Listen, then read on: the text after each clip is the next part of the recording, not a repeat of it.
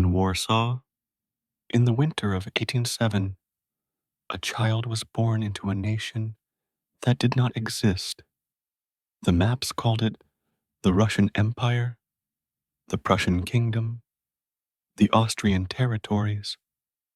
Poland had been divided among its neighbors for nearly a century, its language forbidden in schools, its culture suppressed, its very name an act of quiet rebellion.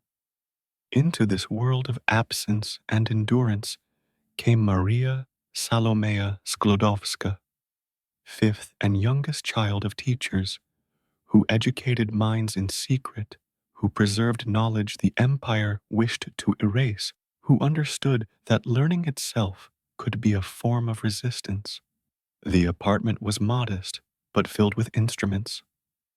Maria's father, Vladislav, had been a professor of mathematics and physics before Russian authorities demoted him for his Polish sympathies.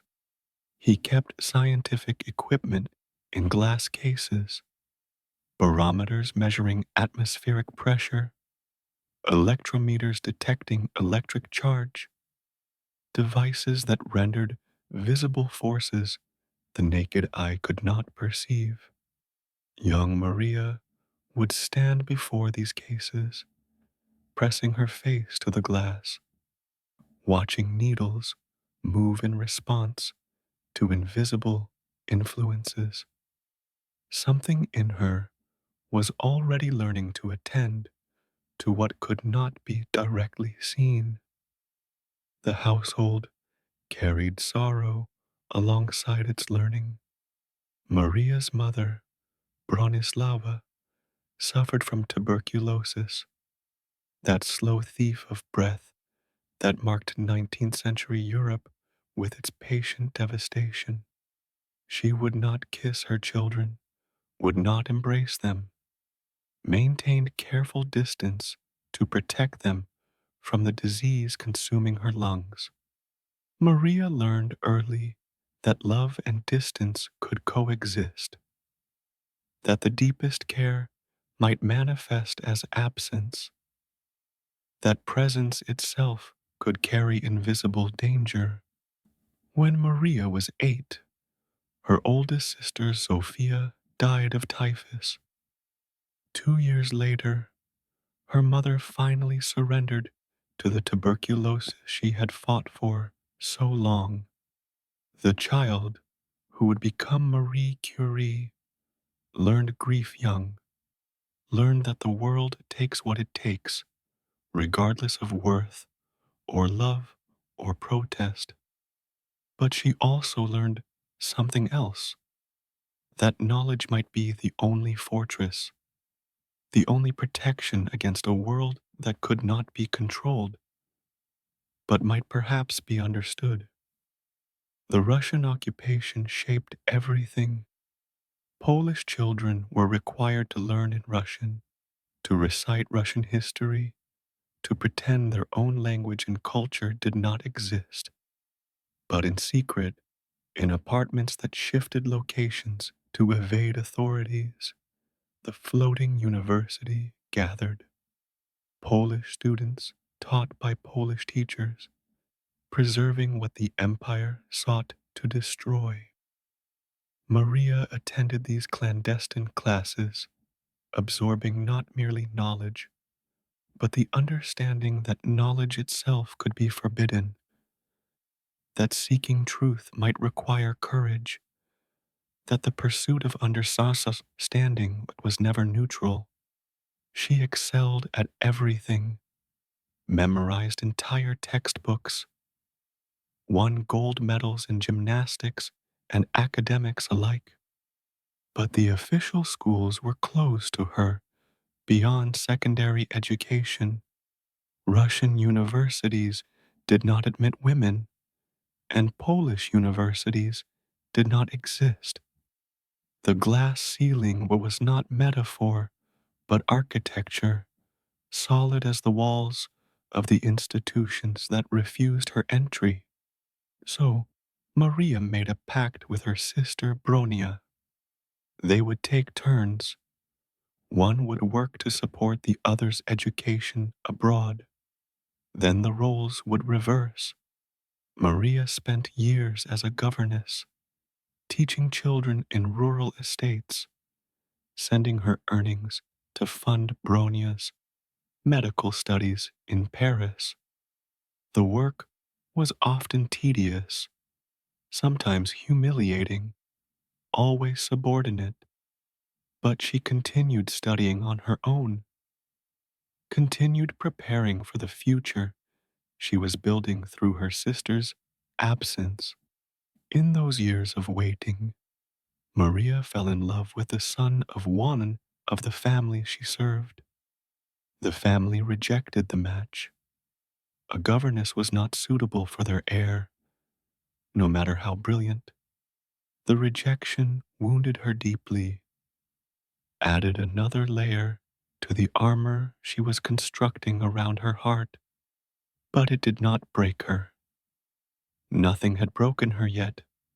She continued reading, continued learning, continued preparing. Physics and mathematics absorbed her. The certainty of equations, the elegance of proofs, the way invisible forces could be described in precise language that transcended borders and politics. The instruments in her father's glass cases had taught her that the invisible could be measured. Now, she was learning that it could also be understood. We close this chapter standing with young Maria before those glass cases, watching her watch the instruments, seeing in her attention the seeds of everything that would follow. She did not yet know that she would discover elements hidden since the earth formed, did not yet know that she would win prizes and endure scandals and change forever what humans understood about matter and energy. She only knew that something invisible moved through the world, that instruments could detect it, that understanding might be possible for those patient enough to seek it. The girl who listened to silence, the child who learned that the most powerful forces leave no trace until you learn how to look, the future scientist, still a governess, still a student in secret, still waiting for her turn to pursue the light that would eventually consume her. Warsaw in winter, a nation erased, a girl who refused to stop learning, the beginning of everything that would come. In November TT1, Maria Sklodowska boarded a train in Warsaw with a folding chair, a blanket, and what remained of her savings after years of working as a governess. Fourth-class carriages offered no seats, only the privilege of standing or bringing your own accommodation. For 3 days and nights, she traveled westward through the gray landscapes of autumn, through border crossings where papers were examined and identities verified, through territories that had once been Poland and now belonged to empires that had swallowed her homeland. Paris awaited. The Sorbonne awaited. The possibility of becoming something other than governess or wife or forgotten awaited. But the journey itself was threshold, was passage between worlds, was the space where one identity ended and another began. Maria Sklodowska was becoming someone else, though she did not yet know what name that someone would carry, did not yet know that she would become Marie Curie, did not yet know that the city approaching through the train window would be where she discovered forces that had hidden within matter since the beginning of time. The train rocked gently through the darkness. Other passengers dozed or spoke in languages Maria was still learning. She may have slept, may have dreamed, may have watched her own reflection in windows that showed only night beyond. What thoughts occupied her mind as she crossed the boundary between past and future? What fears, what hopes pressed against the uncertainty that any such journey requires? Paris in 1891 was capital of the scientific world. The Sorbonne admitted women, barely, reluctantly, but it admitted them when most universities still refused. Maria arrived knowing almost no one, speaking French imperfectly, possessing funds that would stretch only if she stretched them to breaking. She rented a room in the Latin Quarter, sixth floor, no elevator, no running water, no heat except what a small stove could provide when she could afford coal to feed it. The winters were brutal. She would wake to find water frozen in her wash basin, would pile every piece of clothing she owned onto her bed, and still shiver through the nights. Sometimes she forgot to eat, or chose not to eat, chose to spend the coins on books instead of bread, chose knowledge over sustenance until her body forced the question by collapsing. She fainted in the library more than once, was carried home by concerned classmates, was fed soup and scolded, and returned to her studies as soon as strength permitted. But she was learning. Oh, she was learning. Mathematics and physics unfolded before her like landscapes she had only glimpsed through windows before. The laboratories that had been closed to her in Warsaw stood open here, imperfectly open, grudgingly open, but open nonetheless. She could touch the instruments now, could conduct experiments rather than merely read about them, could move from theory to practice and back again in the rhythm that true science requires. She registered under the French form of her name, Marie. The transformation was practical, easier for French tongues to pronounce, simpler for French documents to record, but it was also symbolic. The shedding of one identity as another emerged. Maria the governess was becoming Marie the scientist. Maria, who had waited and served and dreamed, was becoming Marie, who pursued and discovered and became. The other students noticed her, the young woman who arrived earliest and left latest, who took notes with furious concentration, who asked questions that revealed understanding deeper than most of her peers possessed. She was not beautiful in conventional terms, but there was something in her gray eyes, something in the intensity of her attention that drew notice. She rarely socialized, rarely attended the gatherings where students drank and debated and fell in and out of love. She had not come to Paris for society. She had come for knowledge, and knowledge demanded all the time she could give it. In 1893, she finished first in her physics degree.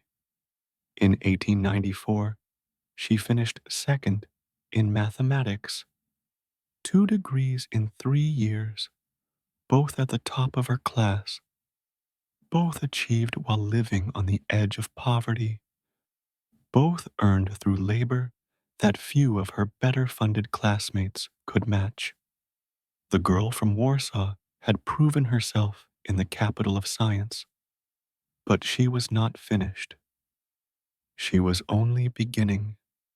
We close this chapter with Marie standing at a window in her cold garret, looking out over Paris rooftops as dawn breaks. She has been studying all night, her candle burned to a stub, her fingers stained with ink from notes she has taken. The city spreads below her, indifferent to her presence, unaware of what she will become. But she is no longer the governess who left Warsaw. She is no longer the girl pressing her face to glass cases.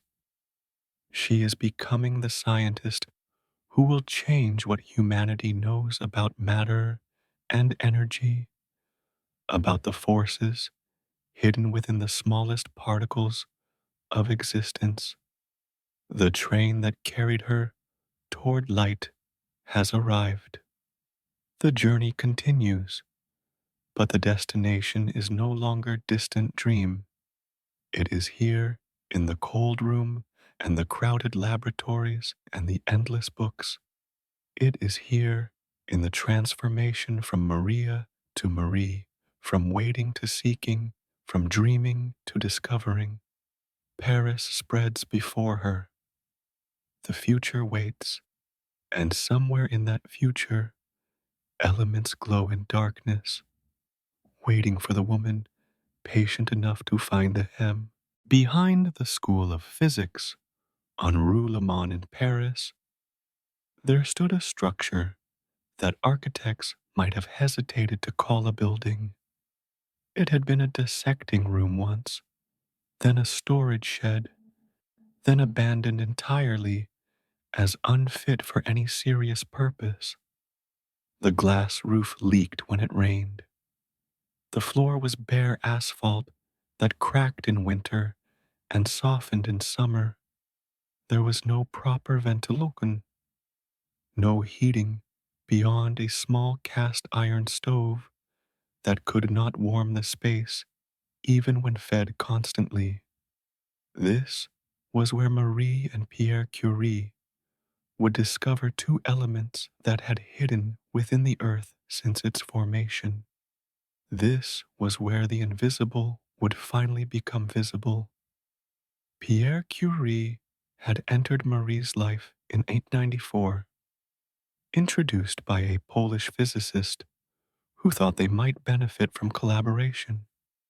Pierre was already established, had discovered piezoelectricity with his brother, had developed sensitive instruments for measuring weak electrical forces, had earned respect in scientific circles while remaining indifferent to academic politics.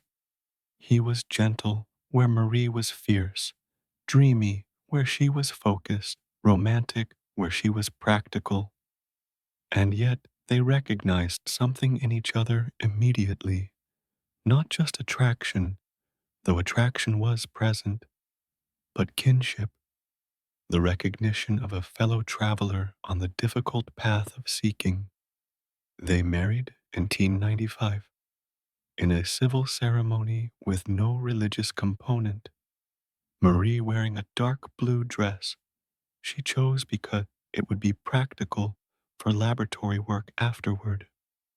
There was no honeymoon in any traditional sense.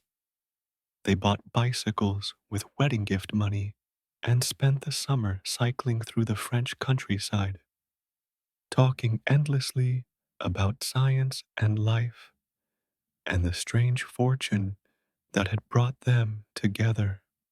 Two seekers who had found each other, two minds that would become inseparable from their shared pursuit.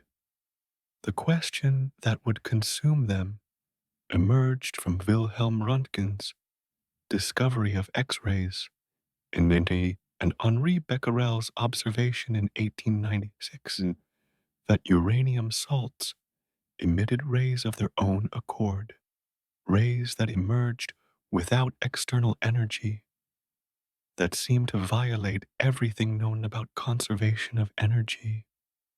Where did this energy come from? What property of uranium caused this constant emission? Marie chose to investigate these questions for her doctoral thesis, a decision that would shape not just her career, but the future of physics itself. Pierre had developed an instrument called an electrometer, exquisitely sensitive to small electrical charges. Marie used it to measure the rays emitted by uranium compounds, discovering that the strength of emission depended only on the amount of uranium present, not on its chemical form or physical state. This suggested the rays were a property of the uranium atoms themselves, a fundamental characteristic rather than a chemical reaction. She called this property radioactivity, coining a term that would become essential vocabulary for a new understanding of matter. But then came the observation that changed everything. Marie tested pitchblende, the ore from which uranium was extracted, and found it more radioactive than pure uranium itself. This was impossible, unless pitchblende contained something else, some unknown element more radioactive than uranium, present in quantities too small to have been detected by previous methods.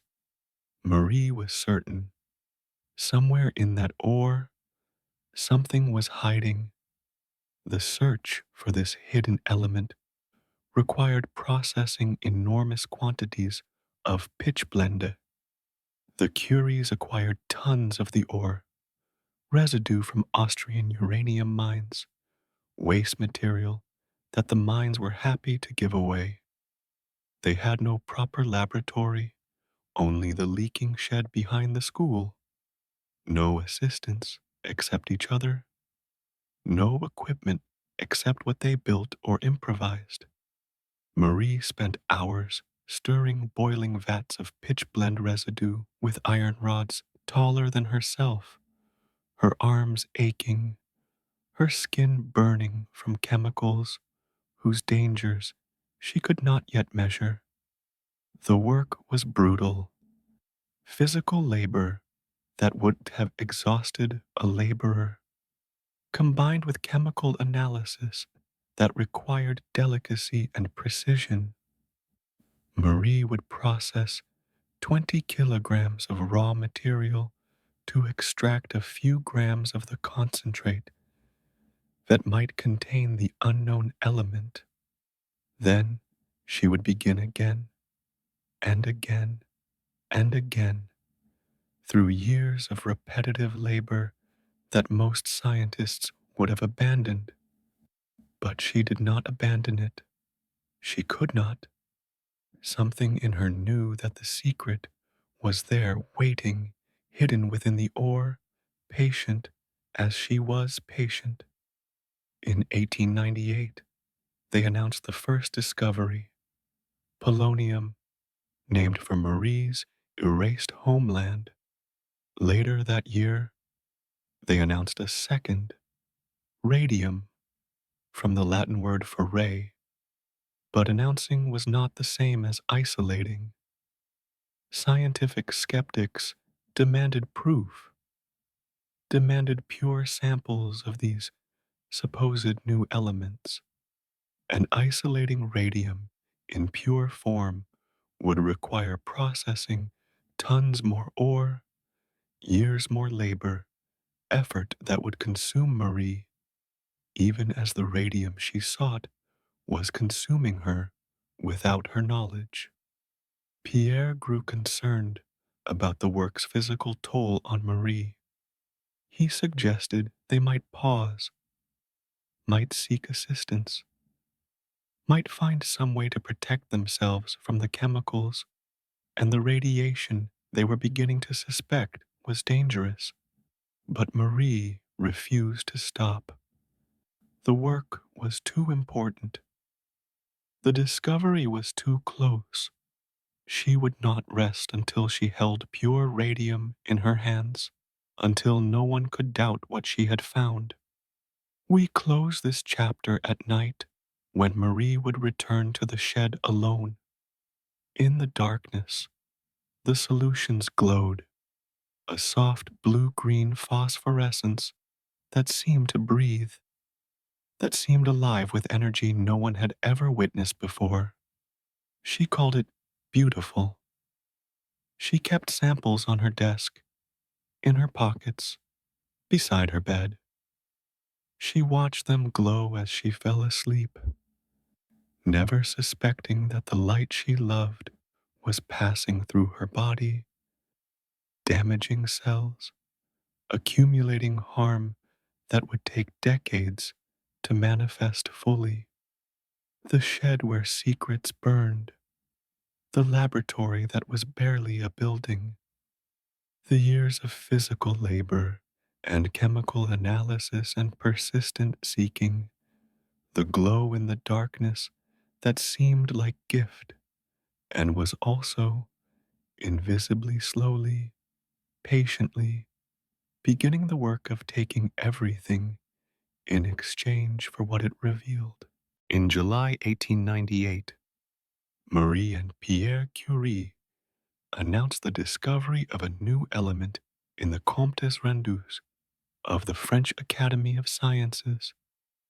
They named it polonium, from the Latin for Poland, the nation that had been erased from maps for over a century, the homeland Marie had left but never abandoned. In inscribing her country's name into the periodic table, she performed an act of scientific defiance, used the universal language of chemistry to speak of a particular truth that empires had tried to silence. Poland, in innate, did not exist as a political entity.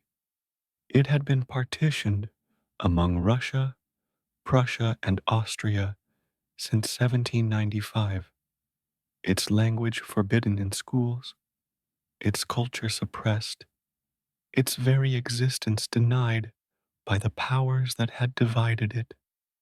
To name an element polonium was to declare that Poland existed despite the maps, that identity persisted despite political erasure, that memory could be encoded in substances fundamental to the universe itself.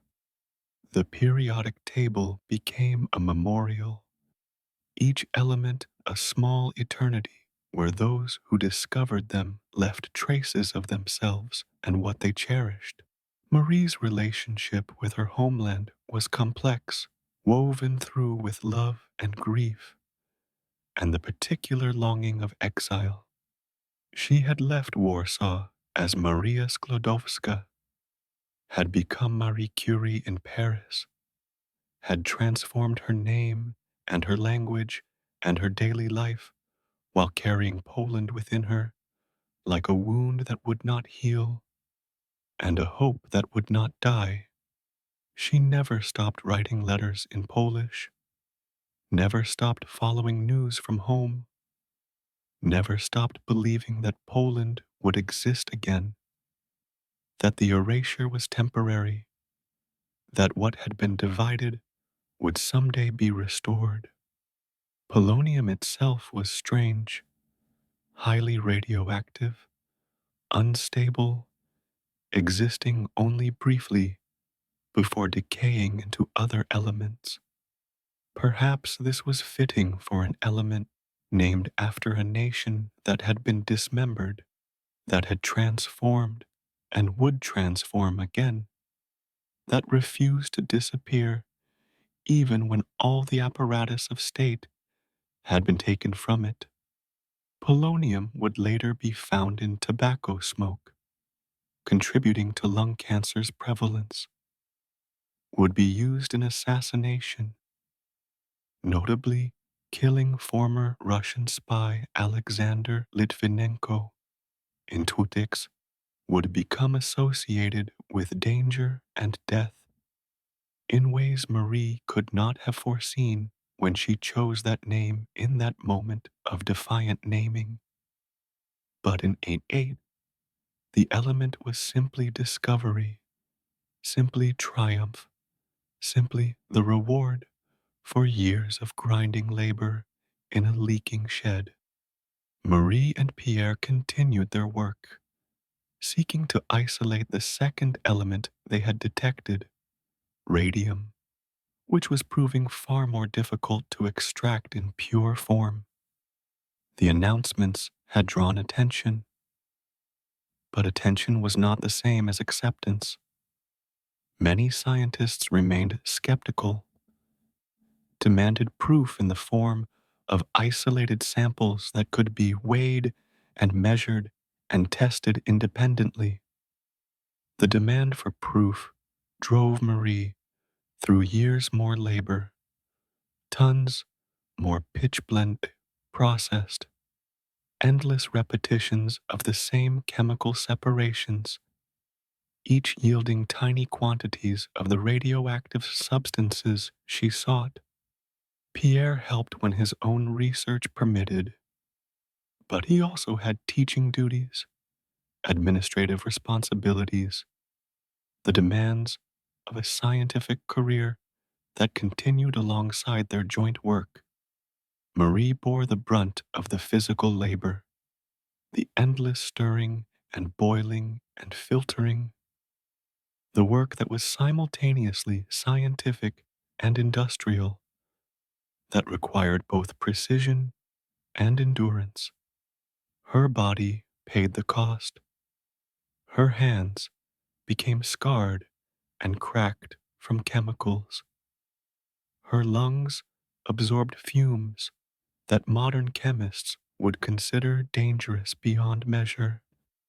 The radiation that emanated from her materials passed through her constantly, doing damage that would accumulate invisibly until it could no longer be ignored. But she did not stop, could not stop. The secret was too close, the discovery too important, the vindication too necessary. In 1902, Marie finally isolated pure radium chloride, 1/10 of a gram extracted from tons of ore. Years of labor crystallized into a pinch of salt that glowed in the dark. She calculated its atomic weight, proved beyond doubt that it was a distinct element, provided the evidence the skeptics had demanded. The periodic table now had two new members, both discovered by a woman working in a shed, both named by her, one for her lost homeland, one for the rays that had led her to it. The recognition that followed was complicated. Pierre was offered membership in the French Academy of Sciences. Marie, as a woman, was not eligible. Pierre was offered the Legion of Honor. He refused it, protesting that his wife could not be similarly honored. The scientific community celebrated the discoveries while struggling to acknowledge the discoverer, caught between the undeniable importance of her work and the prejudices that made her accomplishments uncomfortable. Marie said little about these slights publicly. She was not given to complaint or protest in words. Her protest was in the work itself, in the continuing labor that produced results. No one could dismiss, regardless of their opinions about who should be permitted to produce them. She continued processing ore, continued refining methods, continued accumulating knowledge about the elements she had discovered and the rays they emitted. We close this chapter contemplating the weight of names, how the word polonium carries within it centuries of partition and perseverance, how Marie encoded her grief and her hope into the periodic table itself.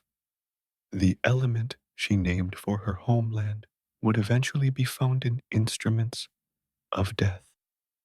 The country she commemorated would eventually be restored, would exist again on maps, would survive the 20th century's further devastations. But in that moment of naming, all of that was future, still unknown. There was only the discovery, only the defiance, only a woman inscribing her country's existence into the fundamental vocabulary of science. Polonium, Poland, Marie, the naming that refused to forget, the element that remembered what empires tried to erase. Radium glowed in the dark. This simple observation would transform medicine, industry, commerce, and eventually warfare. But before any of that, it transformed wonder. The soft blue green luminescence that emanated from radium compounds seemed like something from a fairy tale or fever dream, light without fire, illumination without combustion, energy emerging from matter itself with no apparent source. Marie kept samples beside her bed, watching them glow as she fell asleep. Pierre carried vials in his pockets, showing visitors how this strange light had no heat, seemed inexhaustible, continued night after night without diminishing. The scientific implications were staggering. Where did this energy come from? The laws of thermodynamics seemed to forbid matter from producing energy indefinitely without external input. Yet radium glowed continuously, showed no sign of exhausting itself, seemed to violate everything physics had established about conservation. The resolution would not come until later, when understanding of atomic structure revealed that radioactive elements were actually decaying, transforming into other elements while releasing the energy that bound their nuclei together. Radium was not creating energy from nothing, it was releasing energy stored since the element formed, energy that would eventually be exhausted, though on timescales too long for human lifespans to notice. But in those early years, the glow was simply mystery made visible. Scientists across Europe requested samples, sought to study this strange phenomenon that the Curies had unveiled. The correspondence was enormous. Letters from researchers wanting radium for experiments, from doctors wondering about medical applications, from entrepreneurs sensing commercial possibilities. Marie and Pierre answered what they could, shared what they could, tried to advance understanding while managing demands that threatened to overwhelm them. Pierre conducted experiments on himself, deliberately exposing his arm to radium to document its effects. The skin reddened, then blistered, then developed an ulcer that took months to heal. The observation suggested medical potential. If radium could destroy healthy tissue, perhaps it could destroy diseased tissue too, could burn away tumors and cancers, could become weapon wielded against illness. The idea of radiation therapy was born in that self-inflicted wound, in Pierre's willingness to use his own body as experimental subject. But the commercial exploitation was less careful. Radium's glow made it irresistible to manufacturers seeking novelty. Radium was added to watch dials so they could be read in darkness. Young women in factories painted the numbers, licking their brushes to maintain fine points, swallowing radium with each lick. Radium was added to tonics and elixirs, to cosmetics and toothpaste, to any product that might benefit from association with the miraculous glowing element. The radium craze swept through early 20th century commerce, promising vitality, Modernity, the power of science made purchasable. The Curies could have become wealthy had they patented the process for extracting radium. They would have controlled a valuable commodity, but they chose not to patent, chose to publish their methods openly, chose to allow anyone to produce radium without paying royalties. The decision was idealistic. They believed scientific discoveries should benefit everyone, should not be controlled by those fortunate enough to make them first. The decision was also devastating to their finances. They remained relatively poor while others profited from their work. Marie established the standard unit for measuring radioactivity, the Curie, based on the radiation emitted by 1 gram of radium. The measurement created a common language for researchers worldwide, enabled comparison between laboratories, advanced the scientific understanding that depended on precise quantification. Her name became embedded in the vocabulary of physics, would be spoken in laboratories and hospitals for generations, would measure radiation long after she was gone. The glow continued, night after night, in laboratories and factories and hospitals.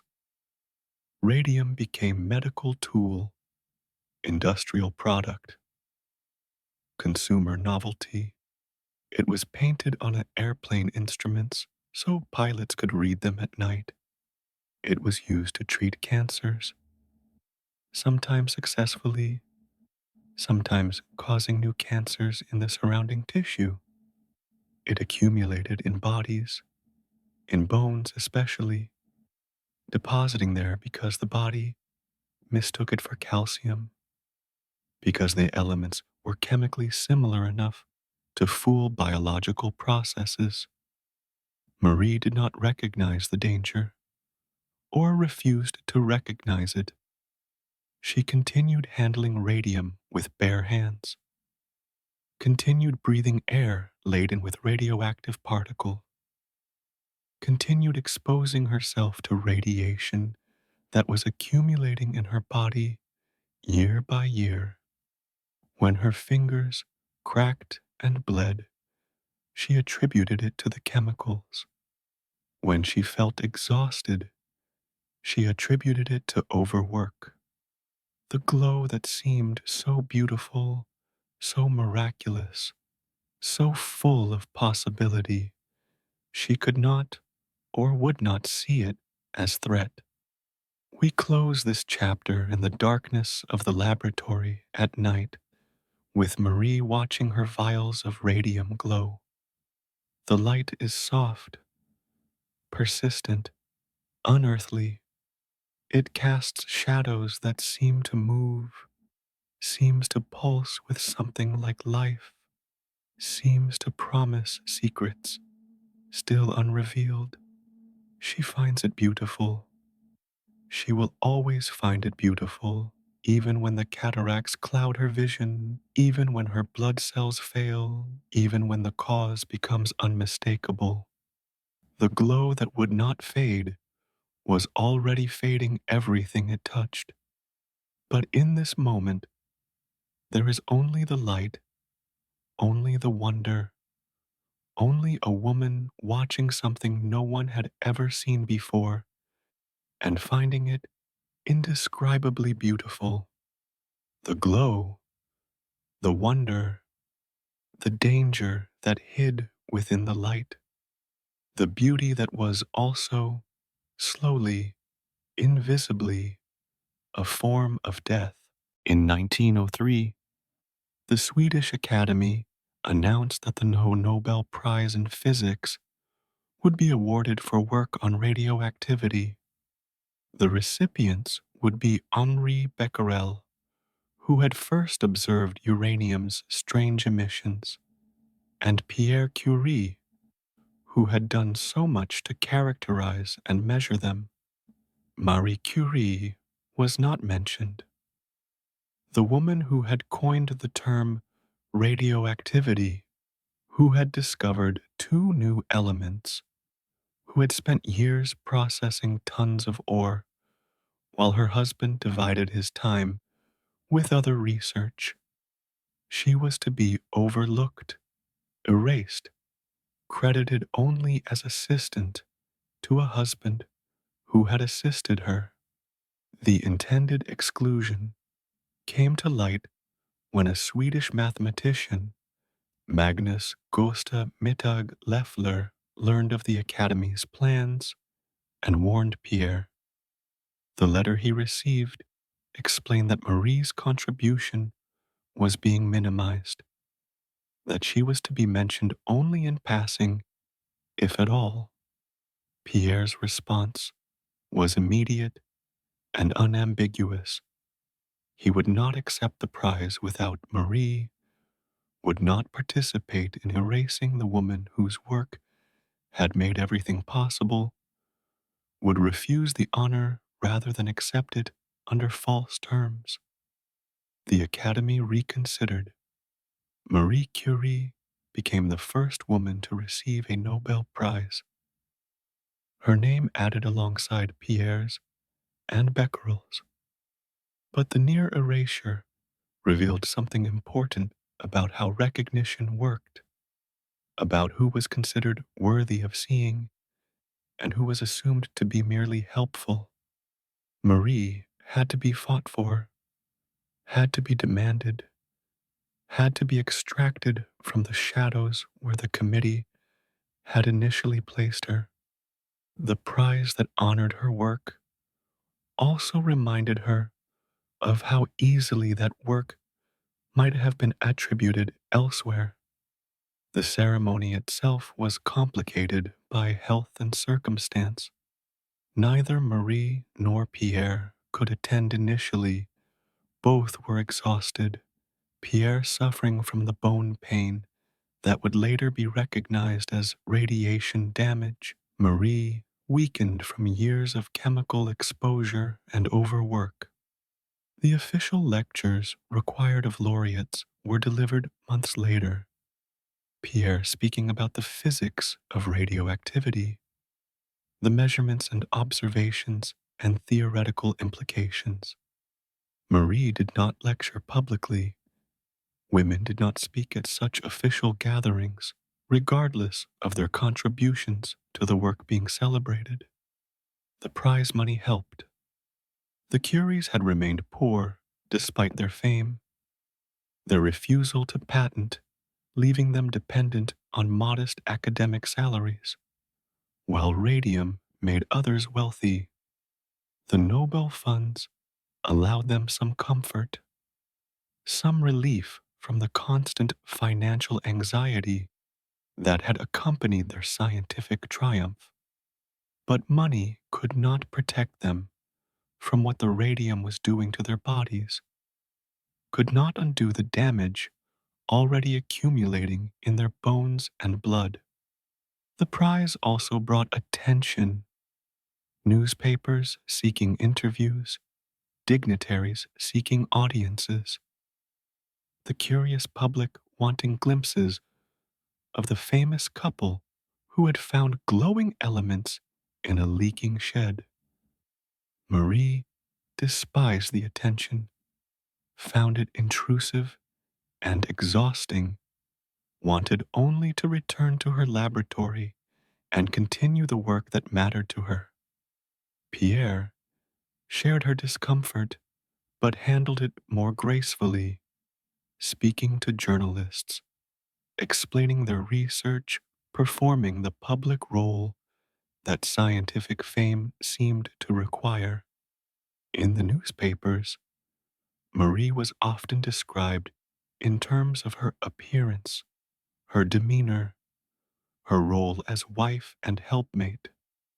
The accomplishments that had earned her the prize were subordinated to questions about how she managed household duties, how she dressed, how she balanced scientific work with womanly responsibilities. The same articles that reported on Pierre's physics reported on Marie's housekeeping, as if her scientific contributions were interesting primarily as exception to expected feminine roles. She said little in response to such treatment, but the silence was not acceptance. It was the same refusal that had carried her from Warsaw to Paris, from governess to laureate. The refusal to be distracted by obstacles, the determination to continue working regardless of how others characterized that work. The prize had been almost denied to her, had been granted only through Pierre's intervention, had been reported in terms that diminished her contribution. None of that changed what she had discovered. None of that altered the truth of her work. We close this chapter contemplating the two shadows cast by that prize, the shadow of near erasure that fell across Marie's contribution, and the shadow of recognition that followed her ever after, marking her as first woman laureate, as exception, as proof both of what women could achieve and of how reluctantly such achievement was acknowledged. The Nobel medal would eventually be auctioned to fund war relief. The prize money would enable continued research, but the memory of nearly being omitted, of having to be demanded rather than recognized, of standing in the light of honor while knowing how close she had come to standing in darkness, that memory remained. The prize that cast two shadows, the honor that required fighting to receive, the recognition that reminded its recipient of all the ways she might have remained unseen. On the afternoon of April 19th, 1906, Pierre Curie walked through the streets of Paris with his mind elsewhere.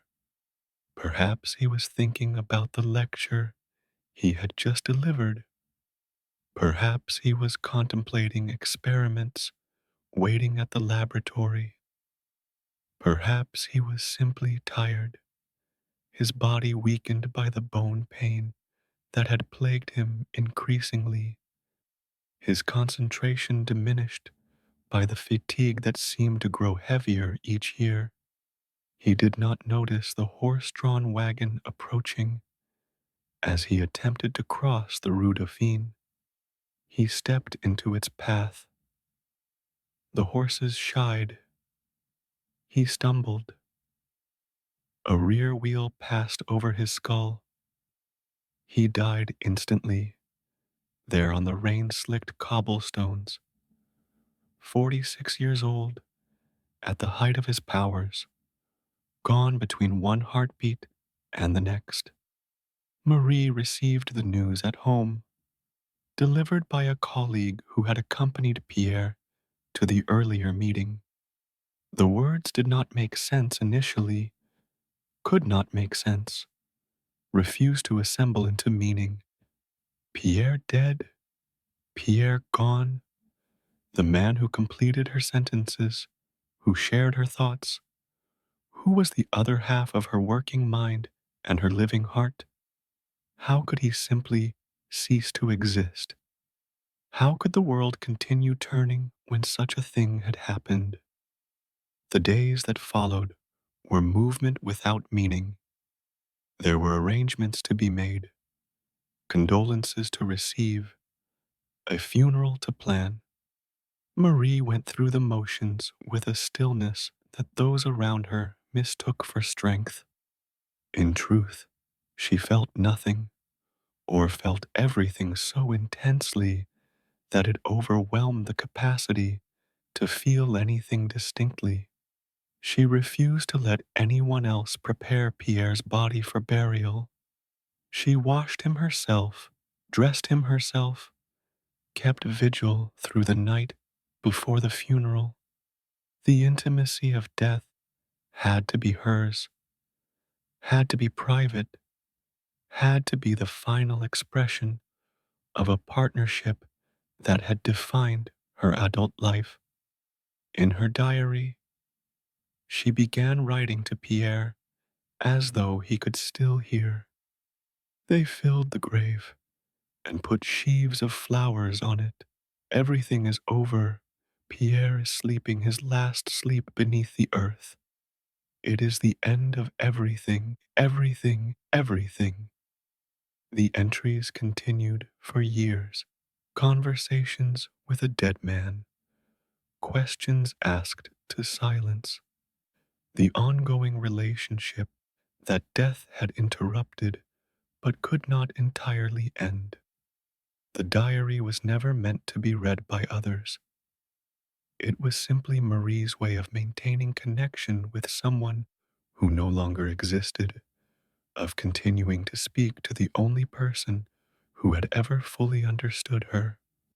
The scientific community offered condolences and practical support. The Sorbonne offered Marie Pierre's position. She would become the first woman to teach there, would take up the professorship that had been created for him, would continue the work they had begun together. She accepted, understanding that work was all that remained, that the laboratory was the only place where something other than grief might exist. Her first lecture drew crowds.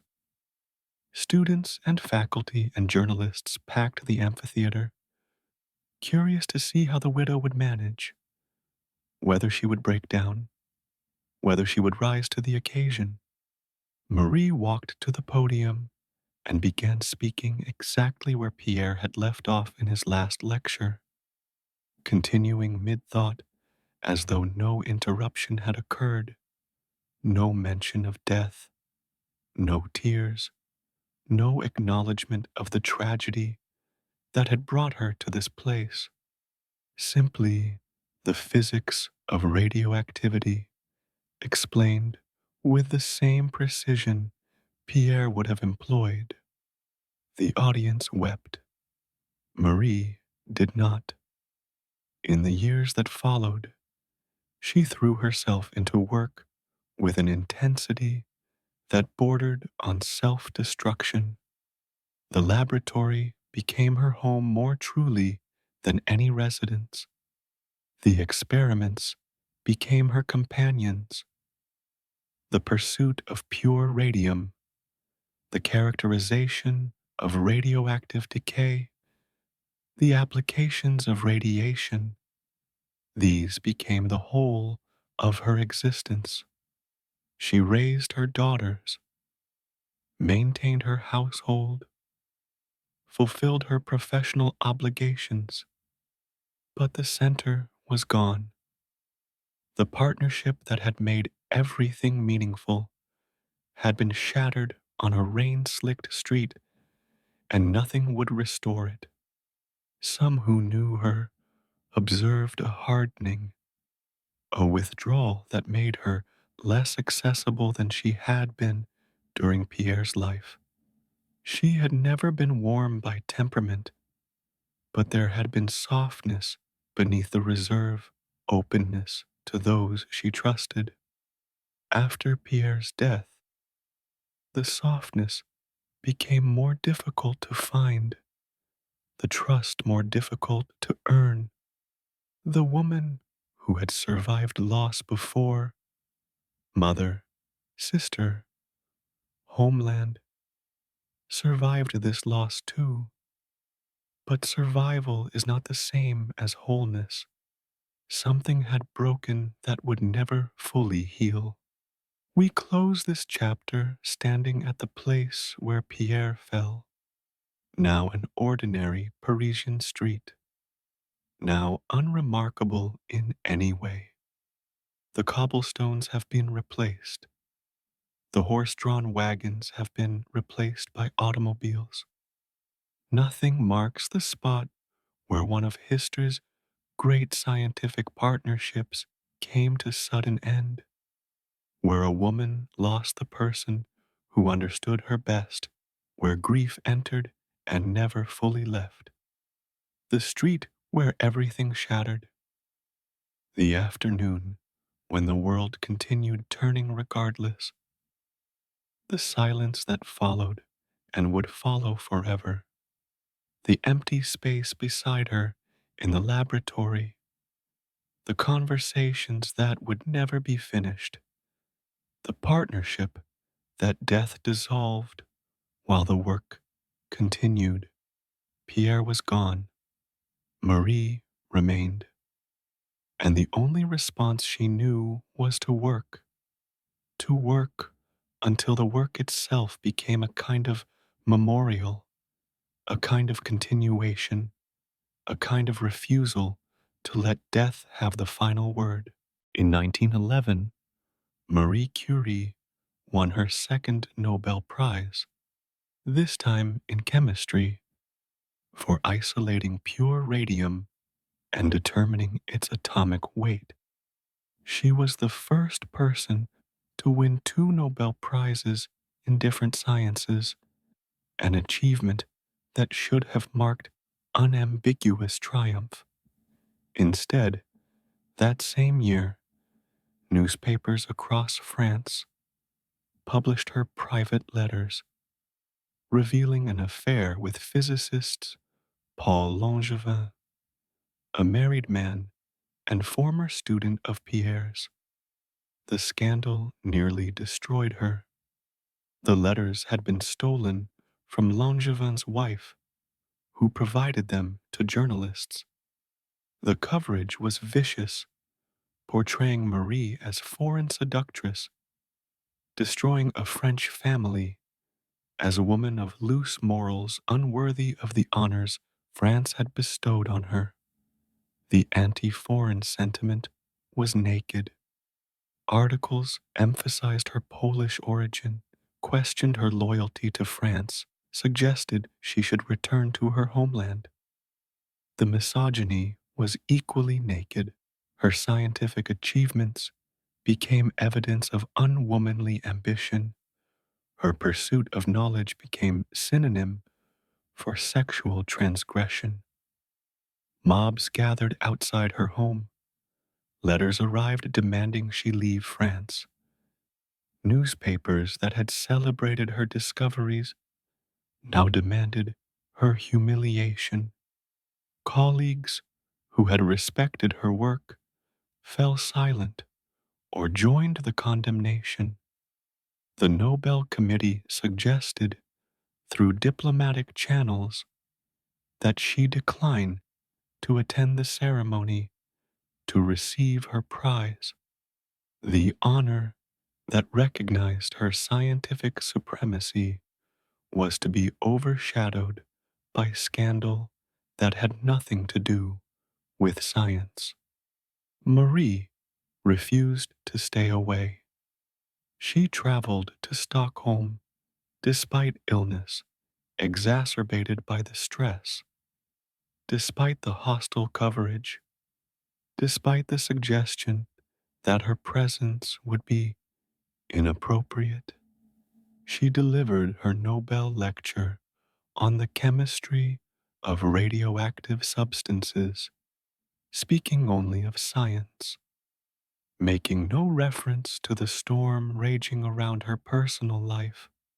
She accepted the prize with the same dignity she had brought to all her work, refusing to apologize for anything except perhaps loving someone when the world believed widows should not love again.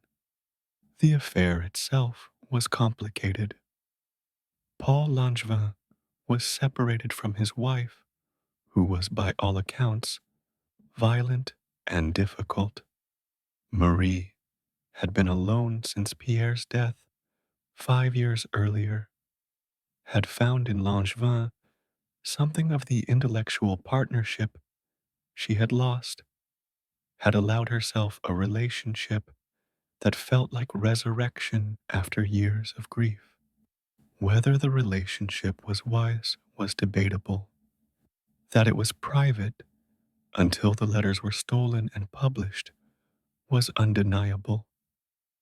The public had no right to this knowledge, yet the public claimed such right and used it to punish. Marie retreated into illness and isolation. The stress had damaged her physically. She required surgery, spent months in hospitals and nursing homes, avoided Paris and the laboratories that had been her life.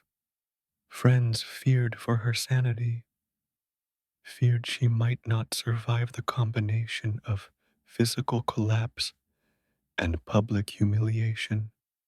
The woman who had processed tons of ore through sheer determination now struggled to find strength to face each day.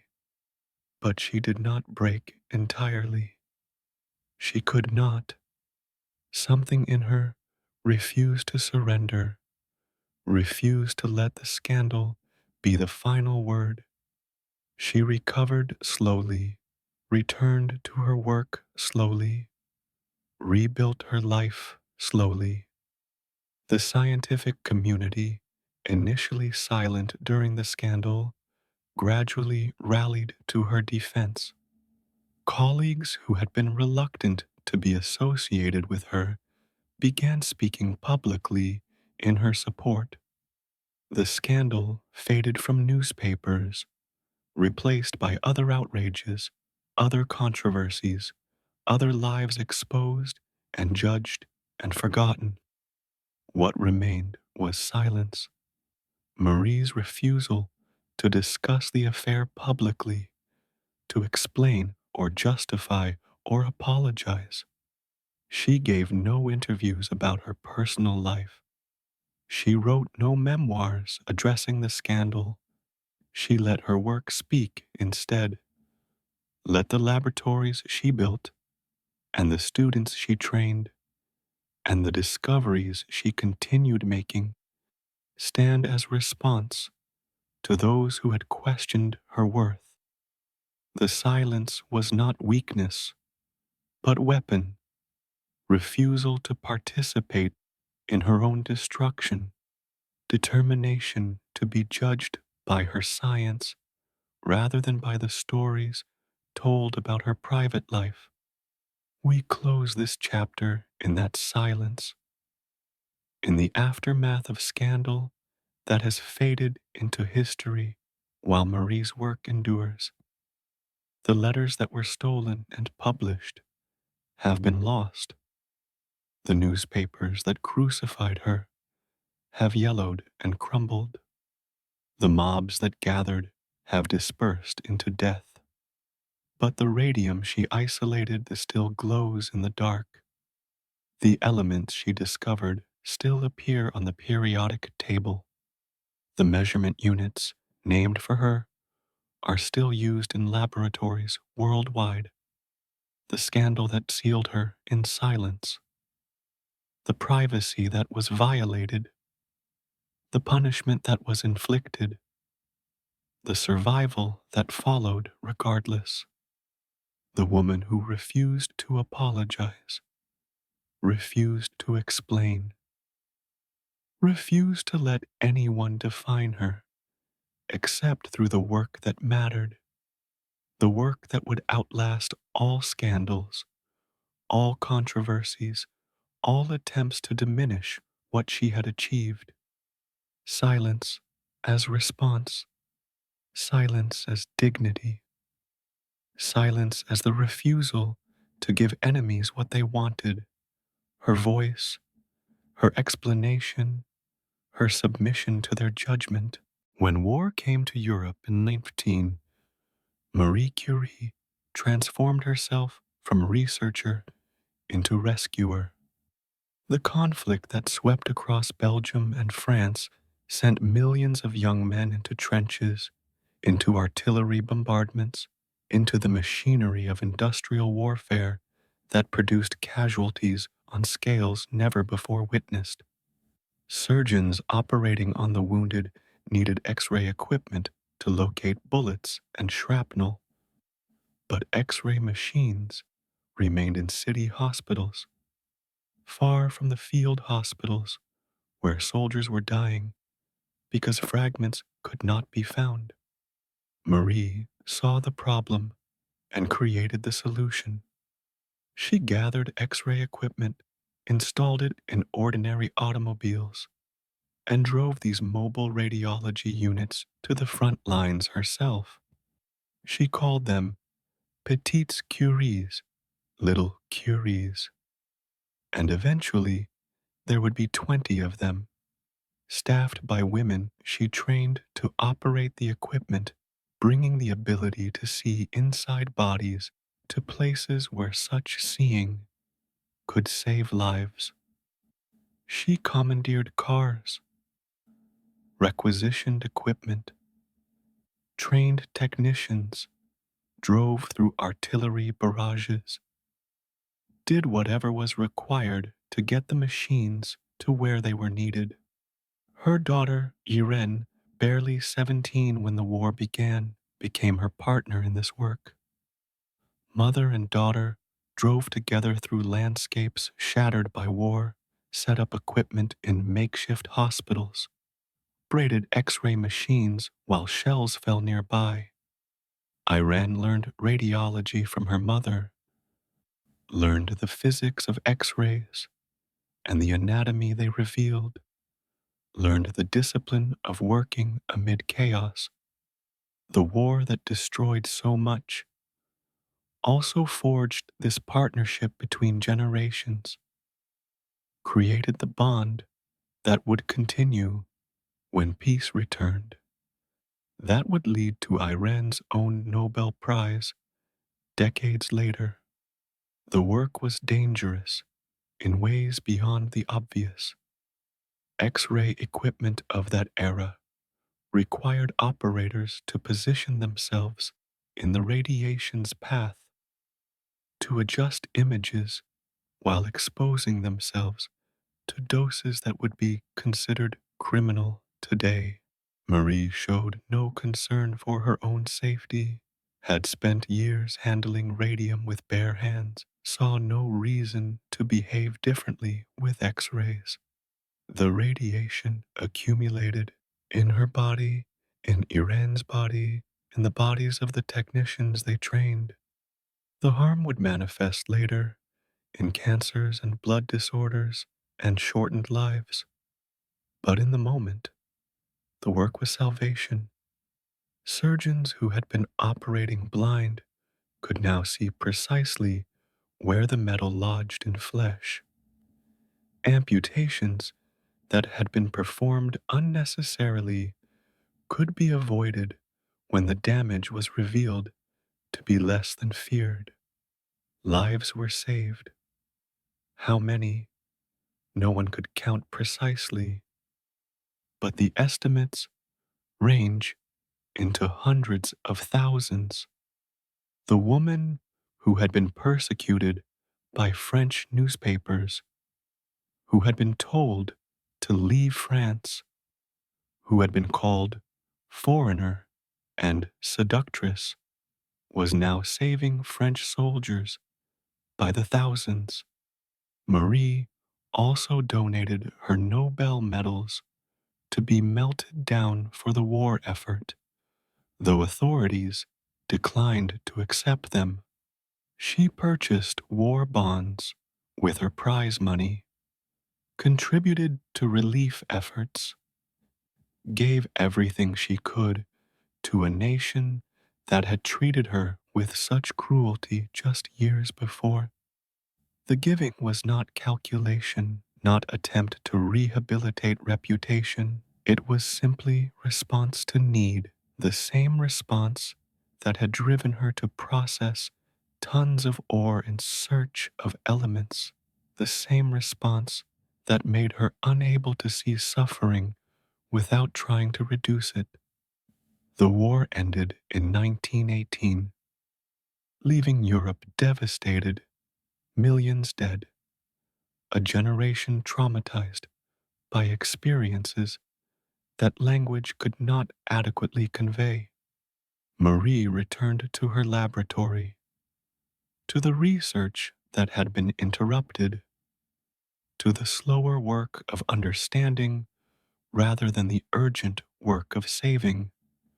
But she continued working on medical applications of radiation, continued advocating for radiology training, continued believing that the forces she had discovered could heal as well as harm. The Institute Curie in Paris became center for radiation research and cancer treatment, the institutional embodiment of Marie's vision for what radioactivity might accomplish. She oversaw its establishment, recruited researchers, raised funds, guided its development into one of the world's premier centers for radiation therapy. The work that had begun in a leaking shed now had a proper home, proper equipment, proper funding. The glow that Marie had found so beautiful was being directed against cancer, was becoming the healing force she had hoped it might become. We close this chapter in one of those mobile X-ray units parked near a field hospital where surgeons are operating on wounded soldiers. Marie is tired. She has been driving for hours, has not slept properly in days, has been exposed to radiation doses that would alarm any modern safety officer. But there is a soldier on the table whose life might be saved if the shrapnel can be located and the machine she brought can locate it. And so she works the equipment, despite fatigue, despite danger, despite everything, because the work matters, because lives can be saved, because she has never been able to see suffering without responding, the cars that carried healing into darkness, the woman who transformed herself from researcher to rescuer, the radiation that could kill being used to help others live. The paradox of Marie Curie's discovery, made manifest in war, in service, in the endless complexity of forces that can destroy and heal with equal indifference. In a library in Paris, behind thick lead shielding, rest the laboratory notebooks of Marie Curie. Over a century after she wrote in them, they remain radioactive. Anyone who wishes to consult them must sign a liability waiver and wear protective clothing. The pages she touched still carry traces of the radium she handled. Will continue carrying those traces for another 1,500 years. Her handwriting remains legible. Her observations remain valuable. Her fingerprints remain dangerous. The notebooks are artifacts of a peculiar kind, simultaneously historical documents and radioactive waste, simultaneously precious records of scientific discovery and hazardous materials requiring special handling. They occupy a category that Marie could not have imagined when she was filling them, could not have predicted would exist. She was simply recording experiments, noting observations, keeping the careful track of data that scientific research requires. She did not know she was creating objects that future generations would need protection from. The radioactivity is not evenly distributed. Some pages are more dangerous than others, contaminated more heavily by the substances Marie was working with on particular days. The uranium compounds, the radium preparations, the polonium extractions, each left residue on the pages where Marie recorded the work of handling them. The notebooks are thus a kind of map of her exposure, a record of which substances she touched most frequently, which experiments brought her into closest contact with the elements that were slowly accumulating in her bones. Other objects from Marie's life remain similarly contaminated. Her cookbooks, her clothing, the furniture in her laboratory, the personal effects that were saved after her death carry traces of the work that filled her life, traces that make those objects dangerous to handle even now. Museums that display her possessions must take precautions. Researchers who study her materials must protect themselves. The intimacy of her presence persists in ways that are literally physical, literally measurable, literally harmful. What does it mean to leave such a legacy? Marie sought only to understand, sought only to discover, sought only to contribute to human knowledge. She did not intend to contaminate everything she touched.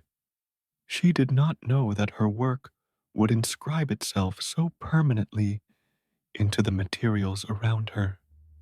She handled radium with bare hands because no one yet understood the danger, breathed radioactive particles because no one yet knew to ventilate, accumulated doses that would eventually kill her because the killing was slow and the discovery was immediate.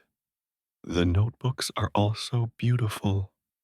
Marie's handwriting was clear and precise, her observations carefully organized, her scientific method impeccable.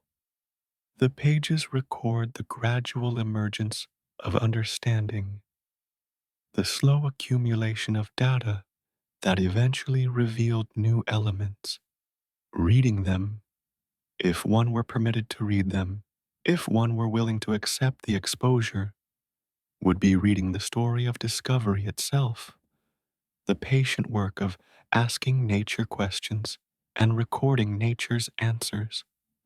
But they cannot be freely read. They cannot be casually consulted. They demand respect in the form of lead shielding and protective equipment, demand acknowledgement that what Marie discovered continues to be dangerous, will continue to be dangerous for centuries after everyone who remembers her is gone. The notebooks thus become metaphor for her entire legacy, brilliant, valuable, essential to understanding, and simultaneously dangerous, requiring careful handling, demanding awareness of risks that the original creator could not have known. Modern researchers have scanned the notebooks, creating digital images that can be studied without exposure.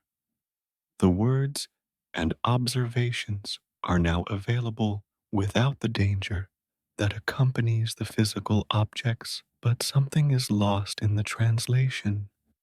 The texture of the paper, the weight of the volumes, the sense of touching what Marie touched, of following her pen across pages where she recorded discovery. The safety that digitization provides also creates distance, removes the visceral connection to the past that physical artifacts enable.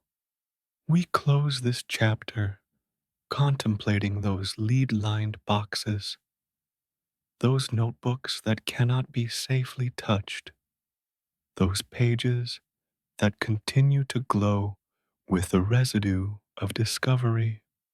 Marie is gone, has been gone for nearly a century, but her presence persists in ways that she could not have imagined. in materials that bear her traces, in contamination that will outlast all memory of her, the notebooks that remember, the pages that remain dangerous, the legacy that is simultaneously gift and warning. The radium she loved has become the radium that protects from her presence. The discovery she celebrated has become the danger that separates past from future. The fingerprints she left remain radioactive and legible and untouchable, forever carrying forward what she could not have known she was leaving behind.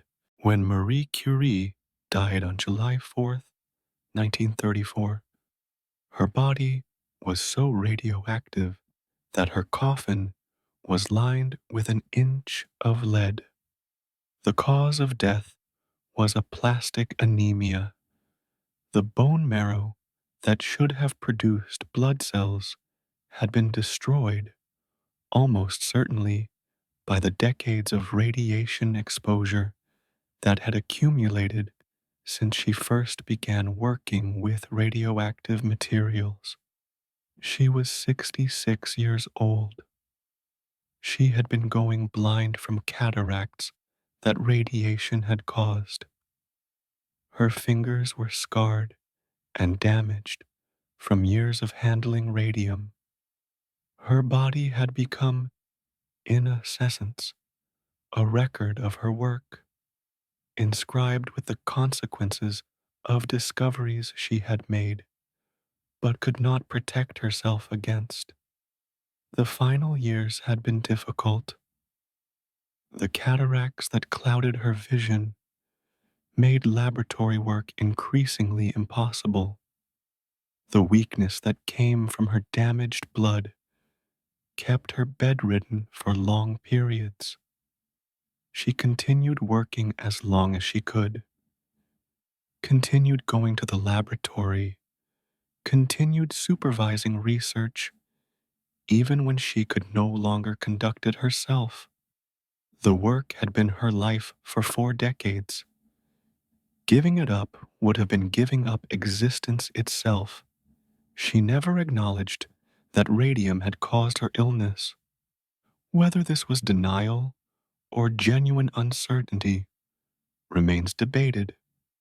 In 1934, the mechanisms by which radiation damaged biological tissue were not fully understood. The connection between her decades of exposure and her final illness was plausible, but not proven beyond doubt. Perhaps Marie simply could not accept that the element she loved, the discovery that had defined her life, had also been slowly killing her. Perhaps she chose not to see what seeing would have cost her. The admission that beauty and danger had been inseparable, that the glow she had watched with such wonder had been working against her even as she worked with it.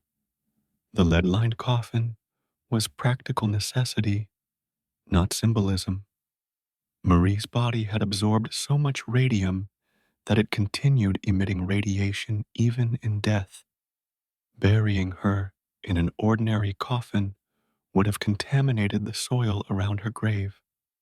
The lead shielding was required to contain what she had become, to prevent her radioactive remains from spreading into the environment. She had given her life to radium. In death, radium remained with her, would remain with her for centuries, decaying slowly in the darkness of her grave. She was buried at Sceaux, beside Pierre, reunited with the partner whose death had left such emptiness. The grave was simple, marked by a modest headstone, no different from thousands of other graves in the cemetery. The woman who had discovered elements, won Nobel Prizes, saved thousands of lives during war, changed human understanding of matter and energy, she rested beneath ordinary stone in an ordinary cemetery, her extraordinary life condensed to a name and dates. But that would not be her final resting place. In 1995, Marie and Pierre's remains were transferred to the Panthéon in Paris, the monument where France buries its greatest citizens. Marie became the first woman interred there on her own merits, her achievements finally recognized with the highest honor the nation could bestow. The coffins were examined before transfer, still radioactive, still requiring precautions, still carrying traces of the elements that had defined both Marie's discoveries and her death. The ceremony was solemn, attended by dignitaries and scientists and descendants. The president spoke of Marie's contributions to science and to France, the significance of honoring a woman, a foreigner by birth, in this temple to French greatness was noted and celebrated. The ironies were not lost. This was the same nation that had nearly denied her the first Nobel Prize, that had crucified her during the Langevin scandal, that had told her to leave. Now it claimed her as its own, inscribed her among the immortals, acknowledged what it had once tried to diminish. The lead-lined coffin rests in the Pantheon's crypt. Among philosophers and writers and statesmen, Marie lies beside Pierre, the partnership restored at least in death. The collaboration continued in the eternal silence of that monumental space. Visitors can see the tomb, can read the inscription, can pay respects to the woman who changed the world from a leaking shed.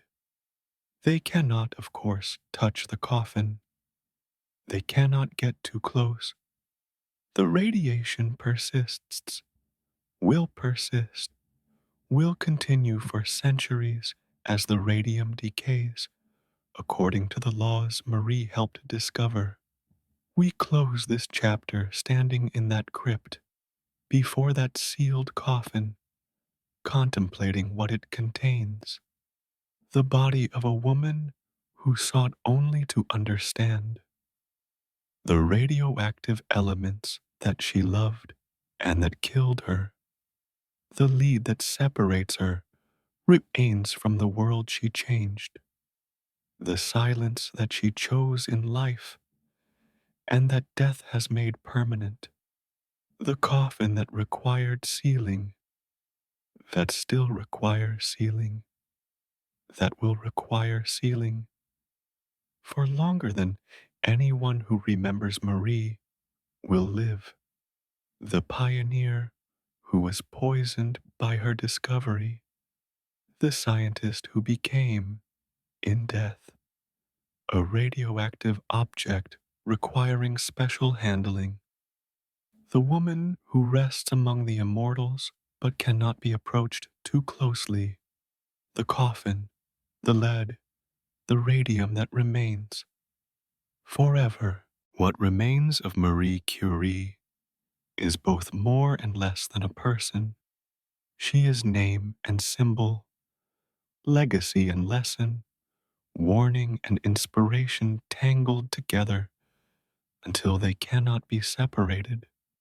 The elements she discovered still exist in the earth, still glow in the dark, still carry the power to heal and to harm.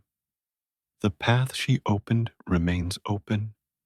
Women in science, radioactivity as field of study, the atomic age with all its terrors and possibilities.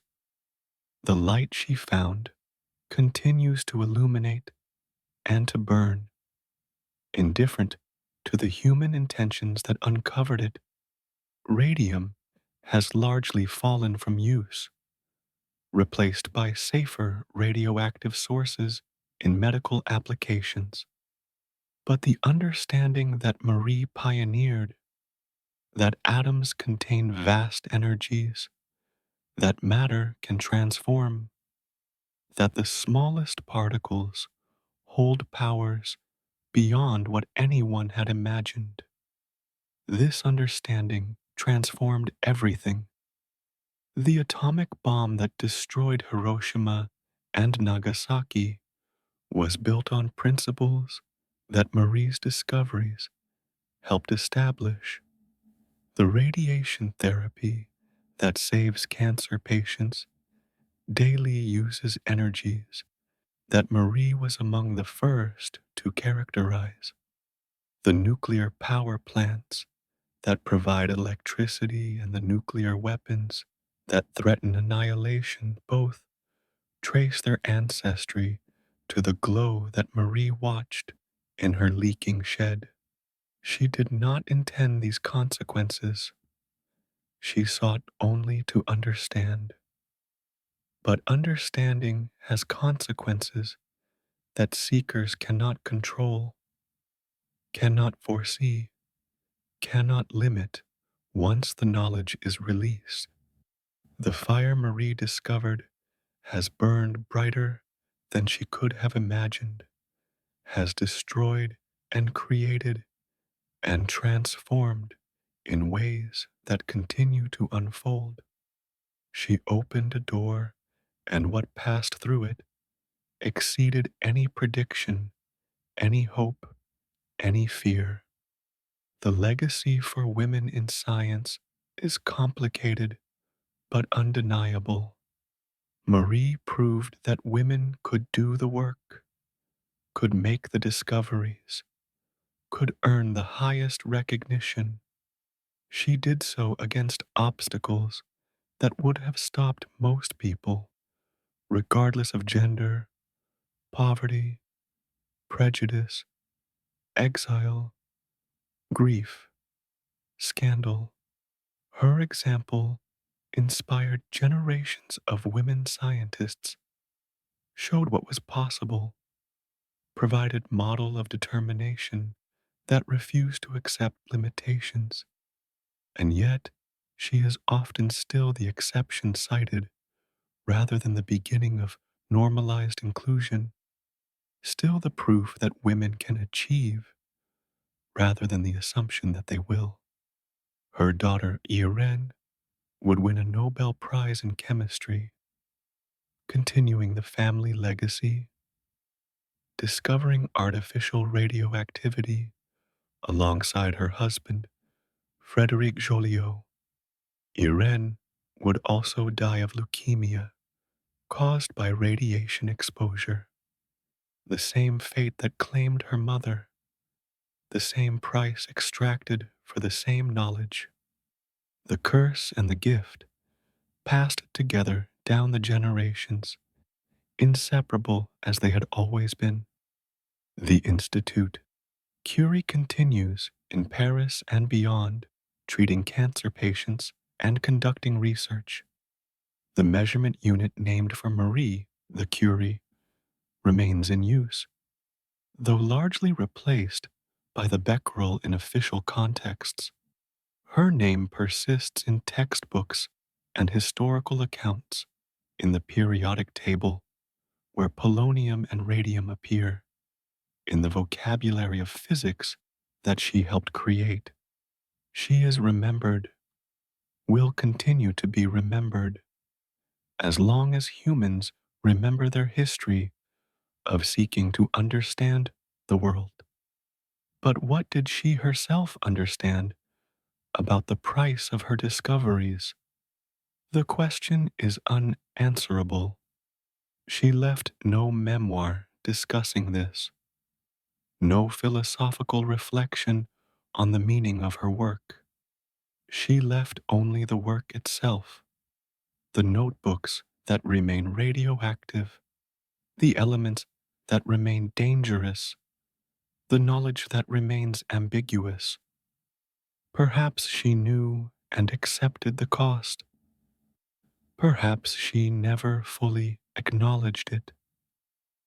Perhaps the question itself misunderstands the nature of seeking, which is not a transaction where costs and benefits can be calculated, but a compulsion that drives without requiring justification.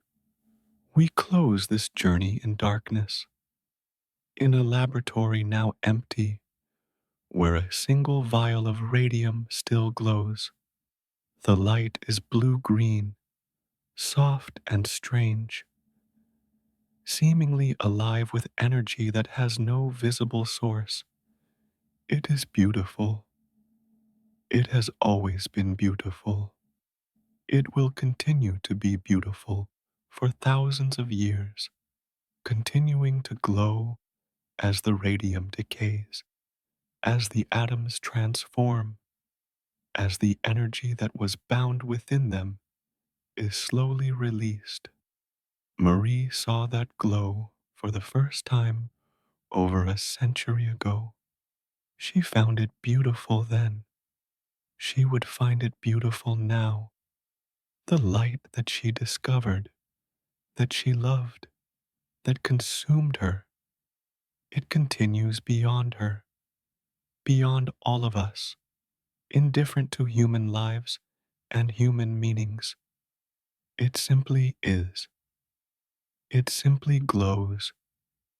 It simply persists. This invisible fire made visible. This force hidden within matter since the beginning of time. This light that outlasts everything. The notebooks radioactive.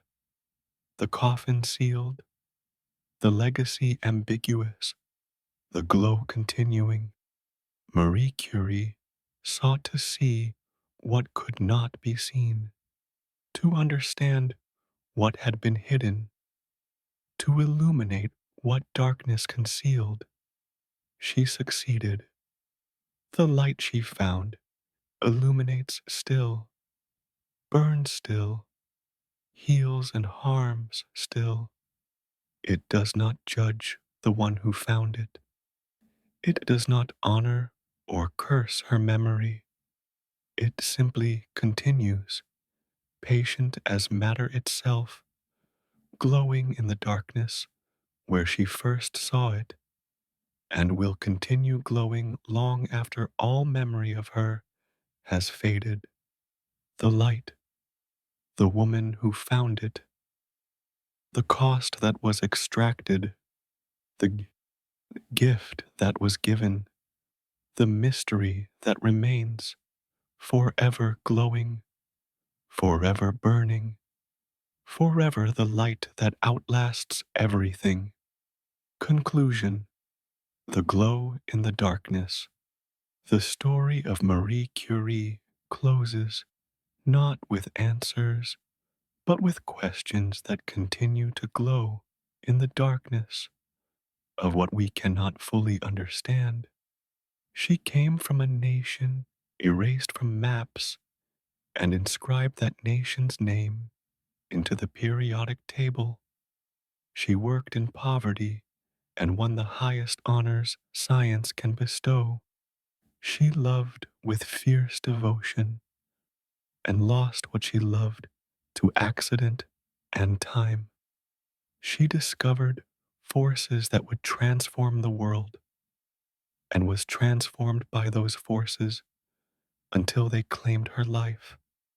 We have walked with her through Warsaw winters and Parisian laboratories, through wartime field hospitals and noble ceremonies, through scandal and silence and the slow accumulation of radioactive damage.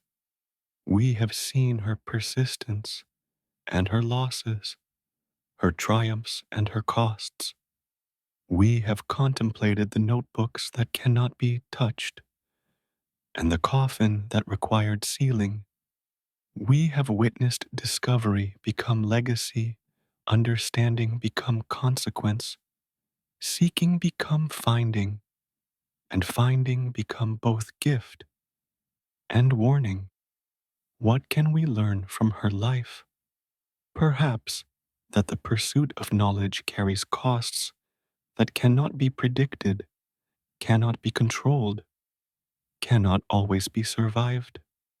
Perhaps that determination can overcome obstacles that seem insurmountable, can achieve what seems impossible, can transform a governess into a laureate and a widow into a war hero. Perhaps that the invisible forces hidden within matter are also hidden within humans, forces of will and intellect and refusal to surrender that can illuminate darkness as surely as radium glows in the night. Or perhaps we learn nothing so simple. Perhaps we simply witness, simply honor, simply remember a life that changed the world and was changed by it. Marie Curie sought to understand and found that understanding is never complete, never safe, never finished. The light she discovered continues to glow. The questions she raised continue to demand answers. The work she began continues in laboratories and hospitals and power plants and weapons facilities worldwide. Let the evening settle now. Let sleep approach with its gentle weight, and somewhere in the space between waking and sleeping, between remembering and forgetting, let the glow of radium shine softly, that impossible light that a woman found in a leaking shed, that beauty that was also danger, that discovery that changed everything and continues changing still. Marie Curie rests in the Pantheon among the immortals, her coffin sealed against the elements she loved. But her true monument is not in stone or lead.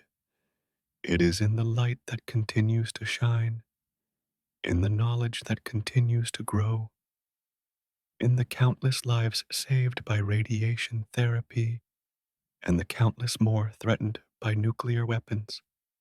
It is in the women who became scientists because she showed it was possible, in the seekers who refused to stop seeking because she showed what seeking could find, the pioneer of radioactivity, the woman who touched invisible fire, the scientist whose fingerprints remain radioactive and whose legacy remains ambiguous, forever glowing, forever warning, forever inspiring.